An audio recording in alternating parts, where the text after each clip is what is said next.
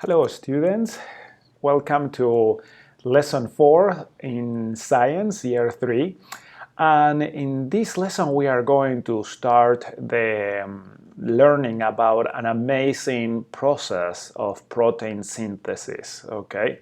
And we are going to talk about the different building blocks of organic organisms or organic compounds, and how the body translates and changes the information that is in the DNA molecule and then makes proteins that are basically useful biological machines that the cells produce to control and regulate pretty much everything else that living organisms do. So let's get going. First off, let me show you some examples. These are just some of examples of building blocks that I have played with, okay? So when I was in Argentina growing up, I used Rusty. Rusty was very similar to Legos, but different, okay? They had different shapes, the things that, you know, the pegs that you were able to join the little blocks together are incompatible with the Legos.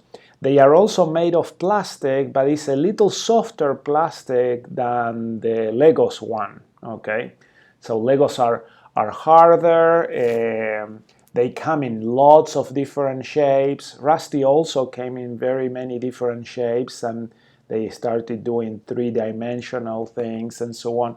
But I remember spending hours and hours building many different models with Rusty. I again wasn't introduced to Legos until I had my children here in America.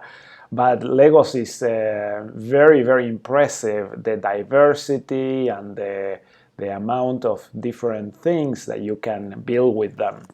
Now, we also have Lincoln logs. I don't know if you are familiar with those, but those are mainly they are building blocks also to build houses, structures, okay? That is kind of the main thing with the Lincoln logs. And you can do a lot of different things, but they are certainly incompatible with the Legos and the Rusty. In Argentina also I was able to use Meccano. These are actually metal building blocks. They are all made of little pieces of steel. They had wheels and many different shapes, and you join them actually with nuts and bolts, okay? And we had many of these sets, and we could build actually very diverse and huge structures. The Meccanos were, you know, towards more the engineering type of building machines. We would do cranes and bulldozers and lots of different shapes with these sets. So, but you can see that each one of these sets, even though they are all basic building blocks, they are really incompatible with each other, okay? You could probably make something with Legos and then add another structure in between with Meccano pieces. They will not be completely joined together, but they could, if you wish, kind of work together. Well, similarly to these basic building blocks, organisms, okay, every living thing also is made of basic building blocks. And the basic building blocks of life, as we know it, are these 4 types: carbohydrates, lipids, nucleic acids, and amino acids. All 4 of these are organic compounds, meaning that they are all based of chains of carbon. So all of them are made mainly of carbon, oxygen, and hydrogen. Some have also nitrogen and phosphorus and something like that, but mainly they are all made of carbon. Whenever you see a chemical representation of a compound with these lines, this is kind of a shorthand notation. You need to understand that in these intersections, in each one of these intersections, if there's nothing shown, like for example in this case you have that this bond, these are covalent bonds between atoms.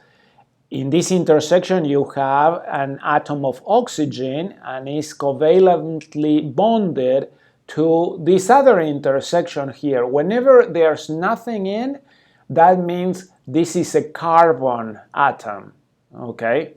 And the reason why they do it that way is because if they were to put all the carbon in, it would be C, you know, all over the place. And so just remember that there's a carbon here, another carbon, carbon, carbon, and carbon, okay?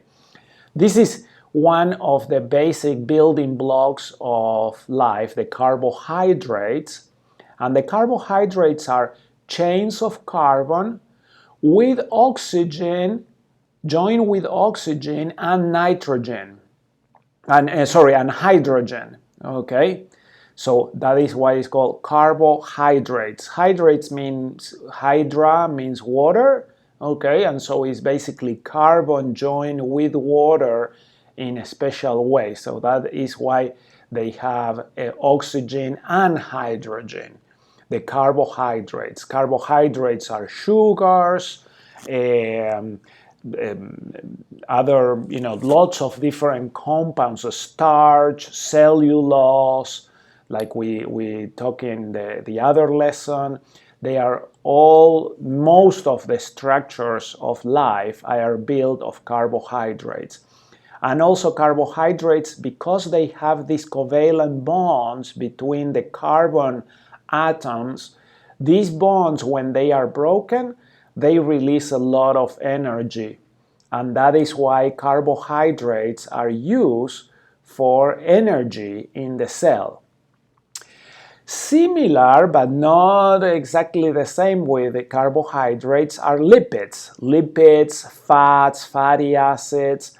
These are long chains of carbon. This is a different representation. I could have probably shown this representation, but I chose this one. It's prettier, I guess. All the black balls, okay, represent carbon atoms.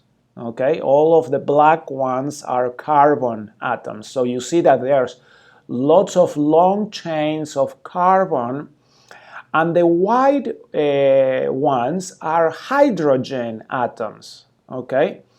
The red are oxygen. So in this case, you can see that the main difference between carbohydrates and lipids are that lipids are with a lot less oxygen. Okay, so the carbon chains are mainly made out of carbon and hydrogen. And sometimes these chains are joined together with a carbohydrate, okay? In this case, that is where you see the carbon chain and the oxygen joining together. This is the representation of a triglyceride, all right? Tri meaning three, that has three legs, okay? The glic, okay, the glic part means a sugar or something like that, okay, and so that is why this is called a triglyceride. The names are very specific. I don't know all the ins and outs of the names of things, but I know this is the representation of a molecule of glucose. This is the representation of a fat molecule of a triglyceride. We also saw the phospholipids when we were talking about cell membranes, and those are also lipids. So the bonds between the carbon atoms in lipids also store energy, but they are a little harder to break down than the carbohydrates. So lipids store energy in long-term storage. Carbohydrates are to be used fast. Okay, they are a lot faster for the body to use them, and we are going to talk about that in a future lesson. Another characteristic between these building blocks, carbohydrates are all of them, as far as I know, water soluble. Okay, so meaning that they dissolve with water, so they can be transported with water. Lipids, on the other hand, are hydrophobic, meaning that the chains of carbon and hydrogen, the tails here in the triglyceride, they repel water. They do not dissolve in water. Okay?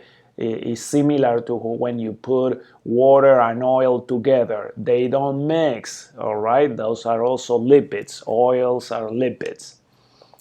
The third basic building block are nucleic acids. And the nucleic acids are very specialized, okay, types of carbohydrates joined with an acid base, okay, to form the DNA molecule. And there are 5 types of nucleic acids: adenine, guanine, cytosine, thymine, and uracil. Uracil and thymine are very similar. All right, and we are going to talk about these nucleic acids when we talk in detail about the DNA molecule, also in a future lesson. But what we need to know for now is that these nucleic acids form the basis of the DNA molecule, and they are used to encode the genetic information of the organism.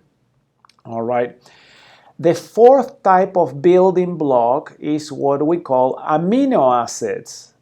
And the amino acids are also, they have a chain here. This R represents a residue, okay? But it's basically a chain of carbon and nitrogen, oxygen. So it is kind of like a carbohydrate chain joined to an amine group, this group here with nitrogen and 2 hydrogen atoms, and a carboxyl group, a carbon joined with 2 oxygens and a hydrogen there. And so all amino acids have this base configuration here, and then the residue. The residue is different depending on the type of amino acids.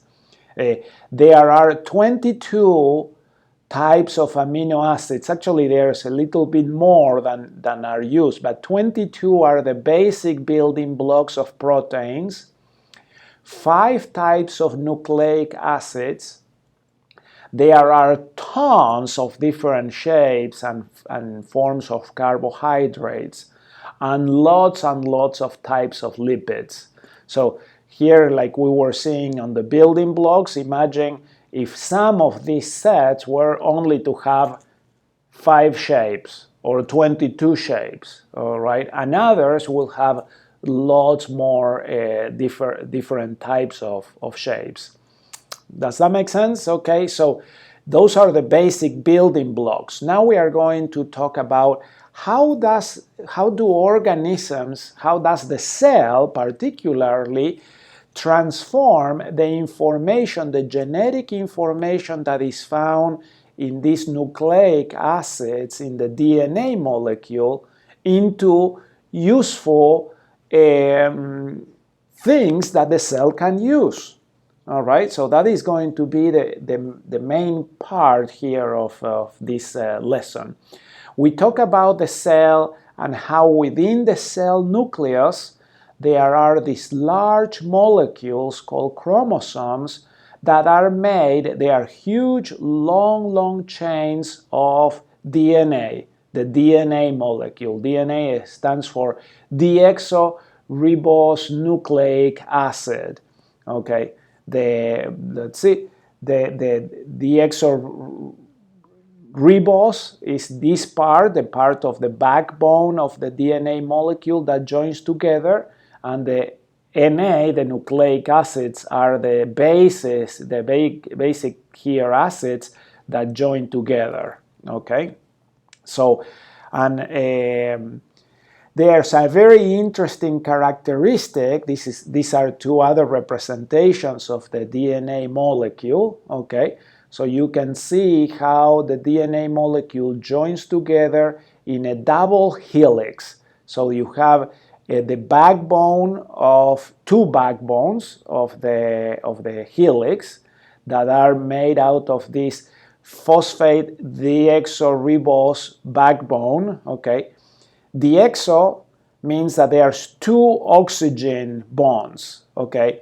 They are joined by a phosphate, so phosphorus is joined there, and you see how each one of the nucleotides is joined the same way, all right?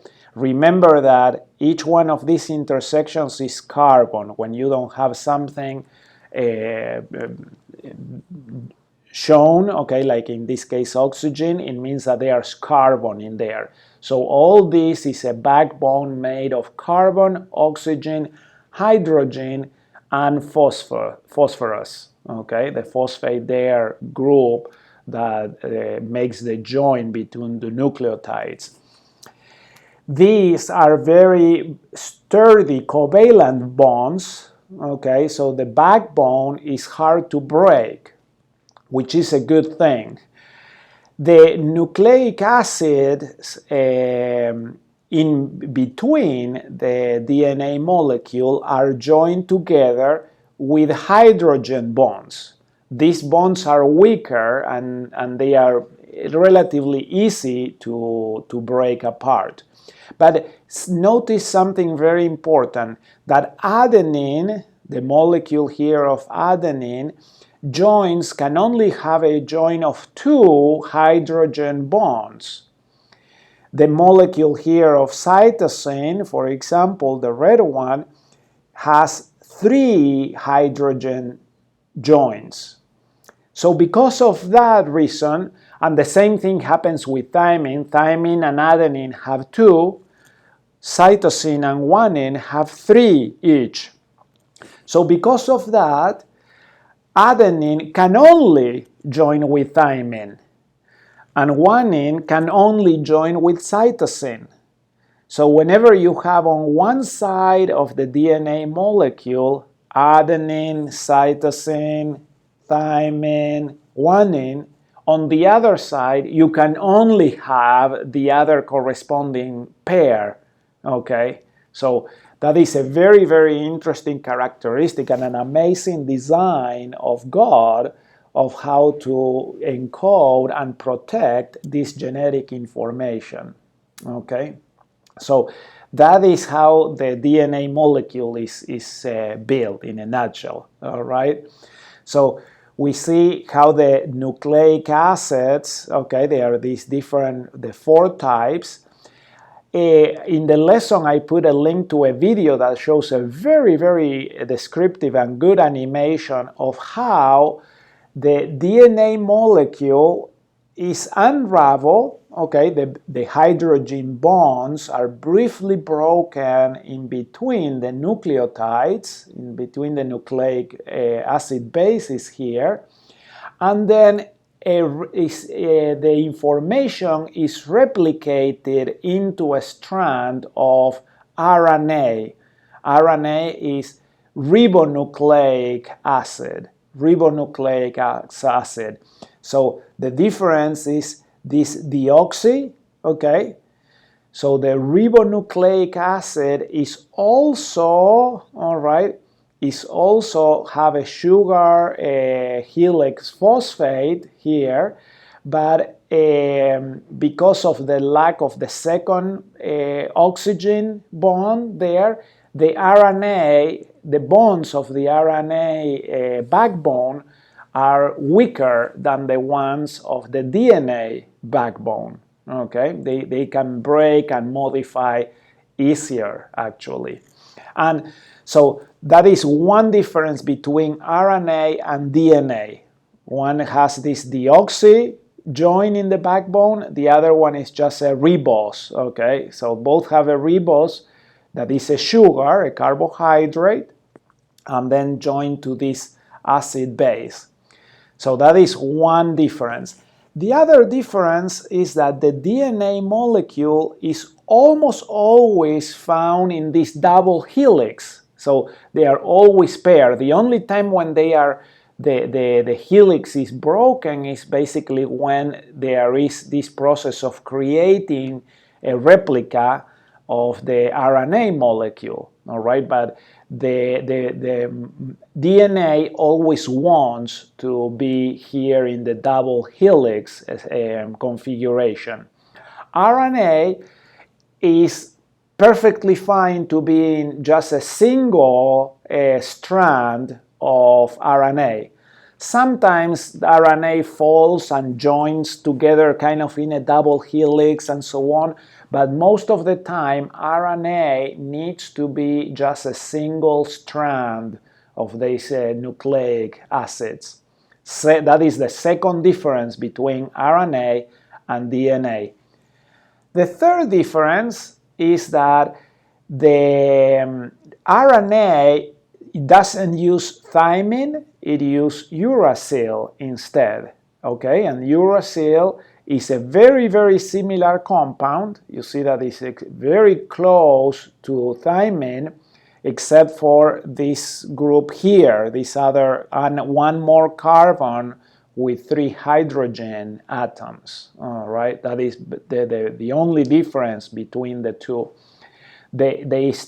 Uracil still only joins with adenine, all right, but it replaces the thymine in the RNA molecule, okay? So that is how you can distinguish RNA and DNA, the different types. So in the video we saw again how there are specific proteins in the nucleus of the cell that break the double helix, and they start replicating, bringing in nucleic acids to replicate parts of one of the strands of the DNA molecule into an RNA strand. That process is called transcription. So DNA is transcribed to RNA, okay? And so, for example, if this were just a piece of an RNA molecule and you see the nucleic acids, how they are in the double strand, and you see guanine, cytosine, TA, so they all correspond and match.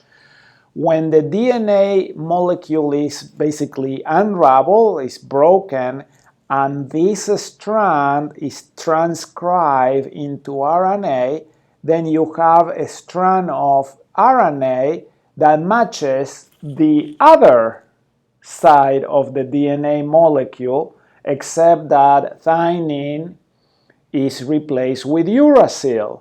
All right, you see here all the U's instead of the T's, but this is an exact replica, a transcription of the other strand of the DNA molecule. It is a very amazing process for how the genetic information is passed on and replicated. Now, RNA goes from the nucleus of the cell, all right? So we see here when RNA is transcribed from the DNA molecule, then the strand of RNA exits the cell membranes, okay, both of the cell membranes, and is released to the cytosol. And here in the cytosol, there are an amazing organelle. Is really a macromolecule. The ribosome is an organelle because it has a specific function, but it's not a member-bound organelle. The ribosome is basically a complex of proteins that configure themselves into this amazing translation machine. And the ribosome basically starts reading the strand of RNA, processing it 3 nucleotides at a time. Each group of 3 nucleotides is what is called a codon, for a short code. And the ribosome attracts strands of transfer RNA. The transfer RNA are also smaller molecules of RNA that are joined together, are folded together. They are small proteins, and they have the characteristic that on one side they have basically they match the different codons. They match the anticodon is called, okay, of the RNA. So that is why this is called transfer RNA. They have only 3 nucleic acid bases, okay, and there are 64 different types of this, because you can have out of 4 letters, you can have 4, taking out of 3, you can have 64 different combinations. So each one of these transfer RNA molecules matches one of the codon 3 bases of the nucleic acids that goes here through the ribosome. The other characteristic of the RNA is that they are able to attract one type of amino acid, and depending on what is the nucleic basis that they have here, they attract a specific type of amino acid on the other side. So remember when we were talking about the building blocks, basically the transfer RNA is a protein, a very small protein, a compound that has 3 nucleic acids on one side and 1 amino acid on the other side. So this is the way that God has made it to combine, to be able to combine these different building block sets. The RNA molecule goes through the ribosome 3 nucleotides at a time. A transfer RNA comes in and matches the codon with the anticodon. If it's not a match, it will be expelled. It doesn't join in. But if the transfer RNA matches, then the transfer RNA releases the amino acid into another part of the ribosome. And then the amino acids start joining together, okay? So this is really cool for me. I don't know if it's cool for you, but the idea is that one amino acid here, the amine part, joins with the carboxyl part of the other amino acid, and they release a water molecule, okay? So for example, this oxygen and hydrogen joins with this other hydrogen, release a water molecule, and then the carbon is joined here to the nitrogen, okay? So that is how the amino acid chain gets formed, and because of that it also produces a pretty sturdy bond between these amino acid chains, okay? And again, remember that there's 22 types of amino acids, so the sequence of amino acids depends on the sequence of the RNA that is read 3 nucleotides at a time through the ribosome. So the ribosome is the fabric of protein, okay? Now, the process of changing the information of the RNA molecule, of the messenger RNA molecule, into a sequence of amino acids is called translation. Okay, so transcription is just copying, one side of the DNA molecule into a single strand of RNA, is copying. Translation is when you are actually now changing the information in RNA into a sequence of amino acids to build a protein. You see that now we are switching building block sets. We are going from nucleic acids, 3 at a time, being read and interpreted, and now we are changing into amino acids, okay, to build a protein. That is why this is called the process of translation. All right. So very, very important thing, and you can see how the different codons of three nucleic acids taken at a time translate to a particular sequence of amino acids that are going to build the protein. Okay.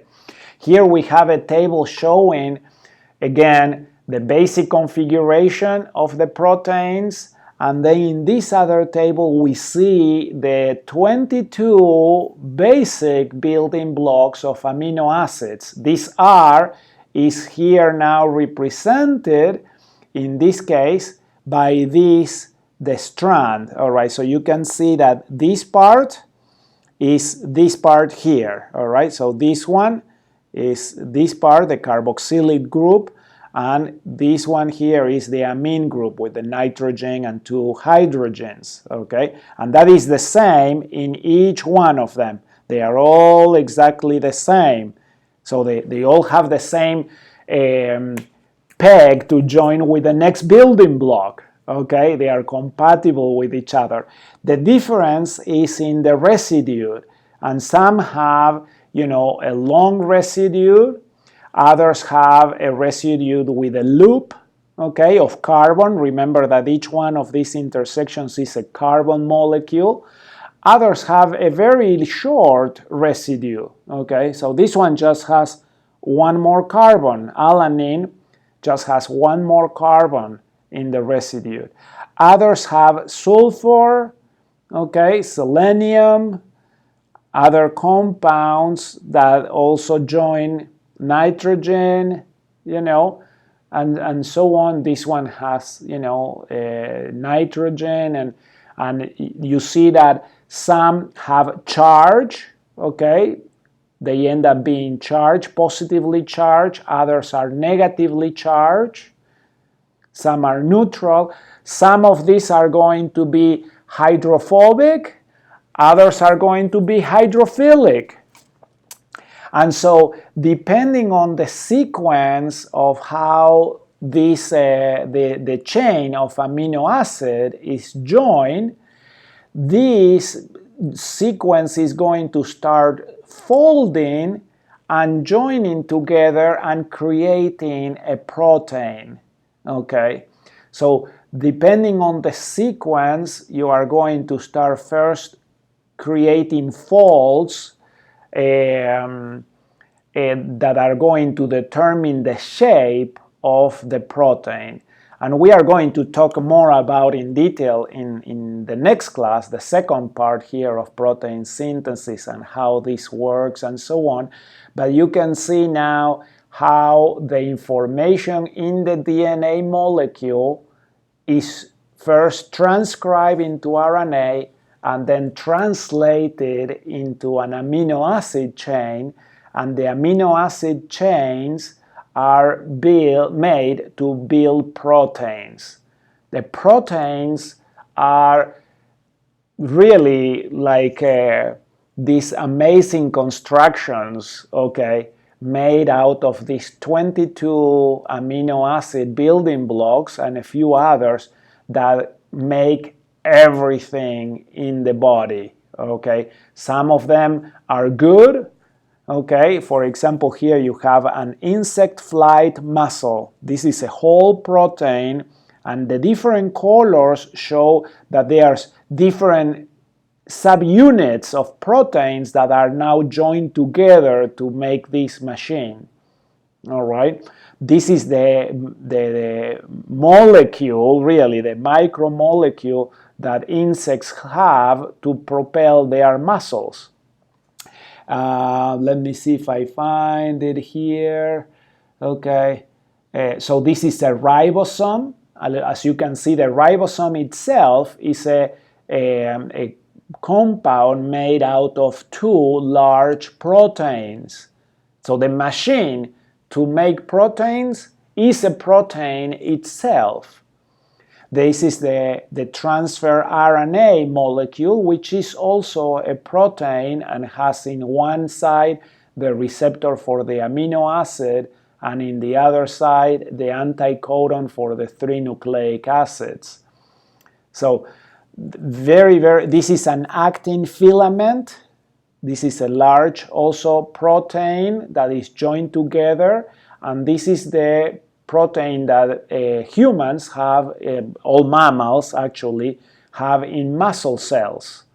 So our muscles are made out of actin filament proteins. Hemoglobin, which we have in the blood to attract oxygen and transfer oxygen and carbon dioxide in and out of the body, is a protein also found in the red blood cells.